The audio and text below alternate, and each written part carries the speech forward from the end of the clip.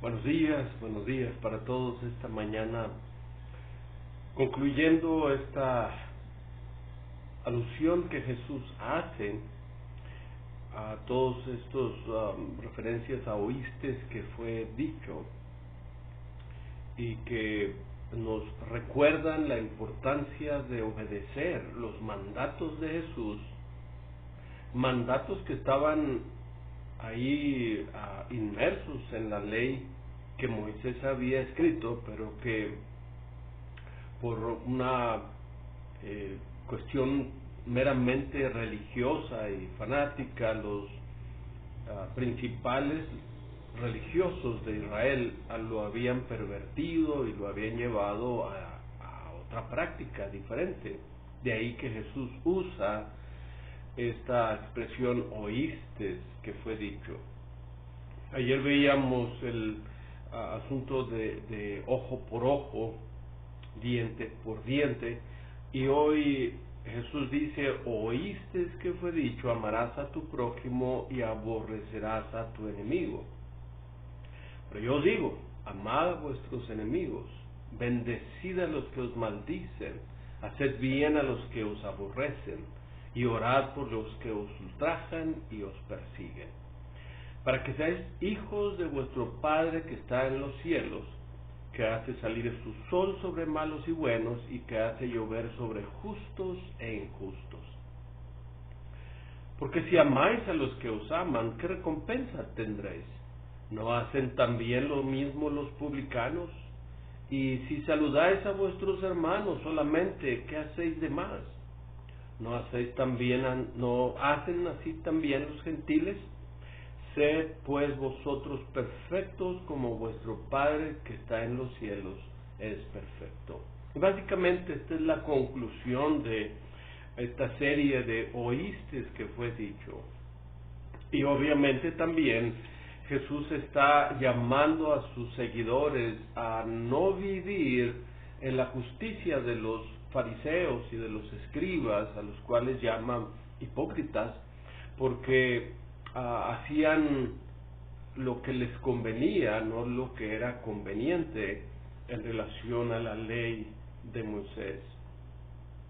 Amad a vuestros enemigos. Es obvio también que cuando leemos el Antiguo Testamento encontramos que Dios no ama el mal, Dios odia el mal, pero a pesar de todo ello, Dios bendice al malo y lo bendice con esta gracia común que nos ha sido presentada en Cristo Jesús para buenos y malos. Él hace llover, Él hace salir su sol sobre buenos y malos, es lo que dice el escritor bíblico. Ahora, el salmista, y principalmente David, hizo muchas veces alusión a su desprecio hacia los enemigos, hacia aquellos que hacían el mal, pero no implica que esto fuera parte de la práctica de la ley, como los fariseos y los escribas lo hacían ver. El salmista hace alusión hacia su desprecio hacia el enemigo o los enemigos por causa de su continuo efecto hacia el mal o afecto hacia el mal. Y entonces podemos encontrar como el Salmo 5, los versos 4 y 5, nomás como una prueba de esto, porque tú no eres un Dios que se complace en la maldad, el malo no habitará junto a ti, los insensatos no estarán delante de tus ojos, aborreces a todos los que hacen iniquidad, destruirás a los que hablan mentira, al hombre sanguinario y engañador abominará Jehová. En fin, y entonces Jesús lleva a sus oyentes hacia algo aún mayor, y esto es la característica, o debería ser la característica de aquellos que dicen seguir a Dios. Su amor hacia toda persona, sea bueno o sea malo, debería ser igual. ¿Qué hacéis de más, dice el escritor, si solo amas a los que te aman? ¿No hacen esto los publicanos? ¿No hacen esto los gentiles? O sea, aquellos a los que eran considerados pues lo peor en aquel tiempo, acostumbraban o tenían la práctica final de también amar a sus enemigos. ¿Y por qué el pueblo de Dios no lo hacía? Por simple fanatismo, por una mala interpretación del Antiguo Testamento, de la ley del Antiguo Testamento. Y entonces Jesús dice, si ustedes quieren ser hijos de su Padre Celestial, entonces actúen como el Padre Celestial, imiten al Padre Celestial en cuestión de la gracia, en cuestión de su manifestación de amor hacia aquellos que no le aman, porque al final de cuentas, como dice Pablo, que Dios no quiere que nadie se pierda, sino que todos procedan al arrepentimiento. Él no quiere la destrucción del malo, sino Él quiere el arrepentimiento del malo.